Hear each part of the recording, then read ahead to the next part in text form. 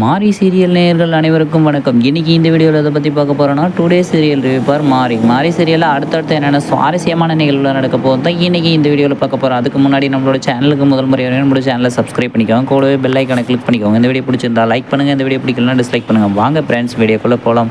வீடியோக்குள்ளே போகிறதுக்கு முன்னாடி உங்களுக்கு சூர்யாவை பிடிக்குமா, இல்லை துர்காவை பிடிக்குமா, இல்லை தேவி பாப்பாவை பிடிக்குமா, இல்லை ஆசினியை பிடிக்குமா, இல்லை பார்வதி அம்மாவை பிடிக்குமான்னு மறக்காமல் கமெண்ட்டில் சொல்லுங்கள். நம்மளோட சூர்யா கிட்டே இருந்த தாலி திருடன் வந்து இன்றைக்கி வந்து கையங்காலமாக வந்து நம்ம சூர்யா கிட்ட கிடச்சிட்டான். ஆனால் அந்த சூர்யா வந்து தாலி கேட்கும்போது என்கிட்ட திருடின பொருள் என்கிட்டயே கொடுத்துரு, நான் ஒன்றும் பண்ண மாட்டேன் அப்படின்னு கேட்கும்போது, இல்லை சார் அது என்கிட்ட இல்லை, போலீஸ்காரங்க என்னை பிடிக்கும்போது அது வேறு ஒரு பக்கத்தில் இருந்த ஒரு பேக் மூலையில் போட்டுட்டேன் அப்படின்னாங்க.